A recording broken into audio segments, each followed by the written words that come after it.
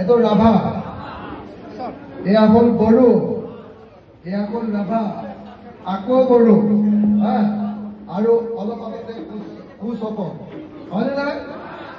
একেলগতে দেখিলে নাই? হয় হয়, গাৰো, ৰাভা, বড়ো, কোচ, আটাইবিলাক জনজাতি। এতিয়ালৈকে এই গোটেই জাতি জনজাতিৰ মানুহে একেলগে আমি সকলোৱে বসবাস কৰি আছো, হয়নে?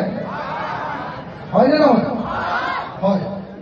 এই জাতি জনগোষ্ঠীৰ মানুহৰ অৱস্থা, কোনো জাতিৰে অৱস্থা এই মুহূৰ্তত ভাল নহয়, হয়নে ৰাইজ? এই আকৌ কোচ দেখিছেনে? এবার এয়া রাজবংশী, হয়নে? কোচ আহিলে তার যদি রাজবংশী।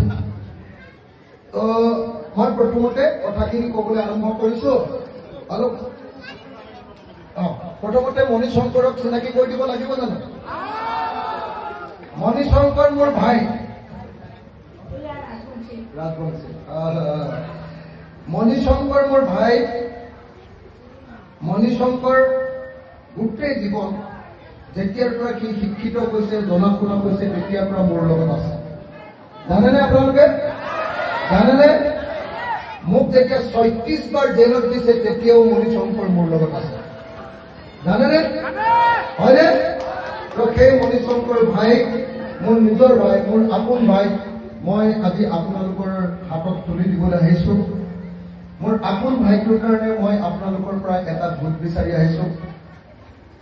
এই বড়ো ল'ৰা, কিন্তু একেলগতে গাৰো ভাষাও জানে, ৰাভা ভাষাও জানে, সব মানুহৰ লগত সাংঘাতিক ধৰণে মিলা প্ৰীতিৰে ই বাস কৰে, হয়নে?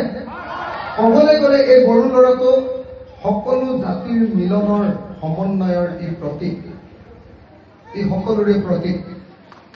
ই বড়োও হয়, ই গাৰো মানুহো হয়, ই ৰাভাও হয়, ই কোচো হয়, ই ৰাজবংশী হয়, আনকি এই মুছলমান সকলৰ লগতো সমানে মিলি থাকে। সেইকাৰণে মোৰ ভাই মণিশঙ্কৰৰ কাৰণে মই 5 মিনিট 10 মিনিট আপোনালোকৰ লগত কথা পাতিবলৈ আহিছো। মই সকলো ৰাইজকে মোক 5 মিনিট 10 মিনিট খুব ধৈৰ্যৰে মোৰ কথাখিনি শুনিবলৈ অনুৰোধ কৰিম দেই। এতিয়া আপোনালোক